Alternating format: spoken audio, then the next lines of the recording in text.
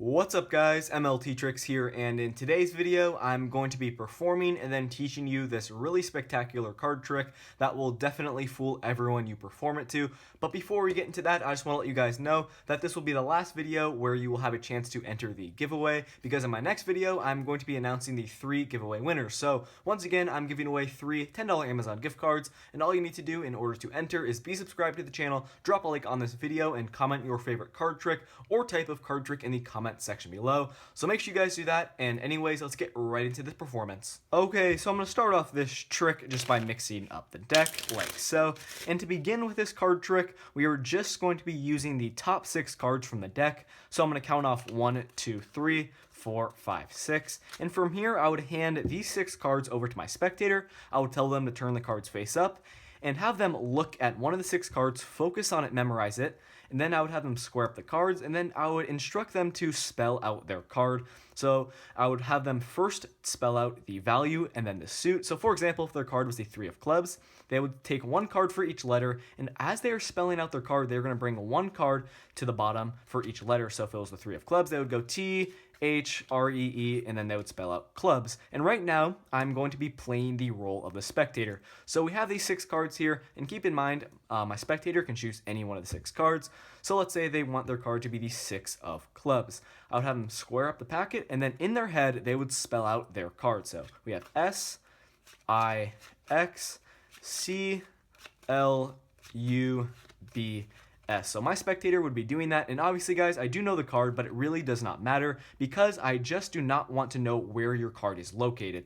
So at this point, what I'm going to do is I'm just going to mix up the pack, getting your card completely lost into the deck, and I'll even give the deck, let's say, a riffle shuffle as well. So at this point, with your card completely lost into the deck, I'm going to need my spectator to help me, find their card. So what I'm going to do is riffle down the side of the pack like this, and my spectator can call stop anywhere they want to as I'm riffling down the side. So let's say my spectator wants to call stop right here. It really does not matter. It's a completely free spot where they called stop. And I'm just going to show you guys, you as a spectator could have called stop anywhere, but you called stop right where your card was, the 6 of clubs. And keep in mind here guys, while you are performing the card trick yourself, you are not going to know the value of their card, which is really cool and makes the trick that much more powerful. And this card trick works every single time, so if you guys want to learn how to do it, make sure to stick around for the tutorial. Okay, so I hope you guys enjoyed that performance, and credit to magician Carl Folves for this effect. And this card trick is not too difficult to perform, and all you need to do is remove these 6 cards from the deck: the 5 of diamonds, the 3 of diamonds, 6 of clubs, 10 of spades, 8 of clubs, and the queen of hearts. You're going to take out these 6 cards and place them in this exact order, with the 5 of diamonds on top and the queen of hearts on the bottom. That's all you have to do. It's a really small setup, and once you have done this, you're going to place these 6 cards at the top of the deck, just like so, and you are ready to go. So you're going to go up to your spectator and tell them you're going to start off by mixing up the pack. So you guys can do any false cuts you want to. You can do a riffle shuffle, which is what I did in the performance. I did a riffle shuffle, and I kept the 6 cards that I needed for the trick to work on the top of the deck. So you do your riffle shuffle, you make sure you finish with more than 6 cards, because you need to keep that setup at the top of the deck, just like this. And now once you guys have the setup, you are ready to go. So you're going to explain to your spectator that you're going to start off this trick by using the top 6 cards from the deck. So you're going to count off 1, 2, 3, 4, 5, 6, and it's really important when you guys do this, you do not reverse count the cards like that, or else the trick will not work. You simply need to count them off just like this by keeping them in the exact same order. So at this point, with the top 6 cards, your setup cards, you're going to explain to your spectator that you're going to hand them the deck, and once they have the deck, you're going to tell them to turn the cards face up, and your spectator is going to be looking at these 6 cards, and you're going to explain to them to look at any one of the 6, focus on it, and memorize it. So in this case, let's say my spectator is focusing on the 8 of clubs. And this is really cool because this is the part of the trick that is basically self-working. So you're going to tell your spectator to focus on their card, in this case the 8 of clubs, and once they have the card, you're going to tell them to square up the cards, and it's really important, guys, make sure they keep the cards in this exact same order here. They're going to square up the cards, and they're going to turn the cards face down like this, and you're going to explain to them that they are going to spell out their card, and they are first going to spell out the value and then the suit.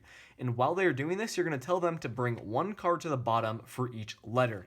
And it is really important when they're doing this, they do not spell out the word of. So in this case, we have the 8 of clubs. And when they're spelling out their card, it's make sure they do not include the word of in their count, or else the trick will not work. So what we're going to do here is my spectator would go ahead and spell out their card and tell them while they're doing this to keep it in their head, because you as the magician do not want to know their card. So in this case, we have E-I-G-H-T. And once again here, guys, make sure your spectator does not go O-F or the trick will not work. So once they have done the value, you're going to tell them to go ahead and spell out their suit. So C-L-U-B-S, just like that. And you guys will see here, the card that is on top is the spectator selection. And every single time with these 6 cards, their selection will end up being on top. And once again, it does not matter which card they choose out of the 6. You just need to set up the 6 cards in the order that I had earlier. And whichever card your spectator chooses, and once they spell it out, their card will end up being on top. And I honestly, guys, really do not know how this works. I think it has something to do with the amount of letters in each of these cards. And it's just some really cool mathematical trick that allows the spectator selection to be on the top of the packet every single time. So once your spectator is done spelling out their card, once again, it works for every single one of these 6 cards. Just make sure you have it in the exact order. You're going to tell your spectator to go ahead and hand you back the 6 cards, and make sure you don't, show them these cards, or else they might get a little bit suspicious that their card is on top. And what you guys can also do to make it more convincing is just tell your spectator you're going to mix up the cards. And what you need to do here is just keep control of their cards. So what you can do is just do some overhand shuffles, bring it to the bottom like that, and bring it right back to the top, just like this. So you can do that as well, make it a little bit more convincing. You're going to take the 6 cards, bring them on top of the deck, and from here, you know that their card is at the top of the deck. So what you guys can do here is any force you want. What I did in the performance was a slip force, but actually before I did that, I just made it even more convincing that I'm mixing up the pack. So I did an overhand shuffle, brought the card to the bottom. Now you have maintained and controlled their card to the bottom of the deck, and you can simply bring it right back to the top, just like that. And now you guys can do any force you want to. Once again, in the performance, I did a slip force. I'll leave a link on the screen right now for that if you do not know what it is already. You have your 3 fingers applying pressure on the side of the deck. You're riffling down with your thumb. Wherever your spectator calls stop, you're going to come over with your other hand and simply slide off the top card really quickly. Make it as subtle as possible. You're going to be applying pressure. You're sliding off. It's going to be really quickly. And you're going to tell your spectator they could have said stop anywhere they wanted to. And they somehow said stop right where their card is, the 8 of clubs. And guys, right now I'm going to be explaining another really cool way you can reveal their card. So once again here, guys, you can also, do any other force you want to. You can do a riffle force, and in a second I'm going to be explaining another way that is a little bit unique and it's still really cool. So let's say here your spectator calls stop, you lift up on the break, you say okay, you could have said stop anywhere, you said stop right where your card was. If your card is at the bottom, you can do a Hindu shuffle force. Your spectator calls stop anywhere, you show them okay, you said stop right where your card was.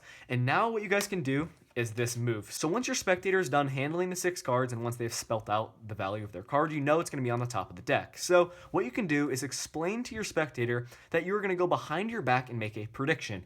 And what you can do here is you're going to take behind your back, guys, this is what's going to happen. You're going to take their card, you're going to break open about half the pack and simply stick their card face up in the middle of the deck, just like this.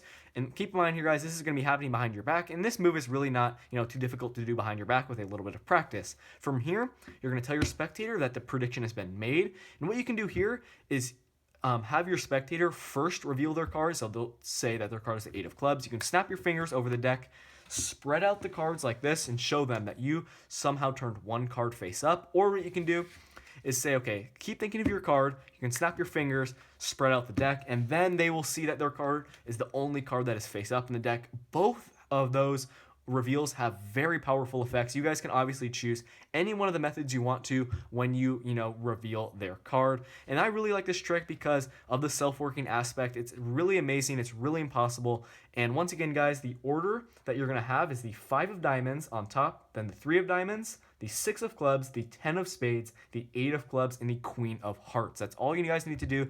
Put that setup on the top of the deck, and you're ready to go. And make sure, once again, when your spectator is spelling out their card, have them do it in their head, and make sure they don't include the word of, or the trick will not work. But that is going to do it for this video. I hope this card trick made sense for you guys. Definitely give this one a try. And I guess the only downside to this trick is you can't really perform it twice to the same person because you will have to use those same 6 cards. And once again, it's a really cool mathematical self-working aspect that allows their card to be at the top once they are done spelling it out. So that is going to do it for this video. Make sure to enter the giveaway. All you need to do is be subscribed to the channel, drop a like on this video, and comment your favorite card trick or type of card trick in the comment section below. And I will be announcing the 3 winners in my next video. But that's going to do it. Thank you so much for watching, and I will see you guys in my next video. Peace out.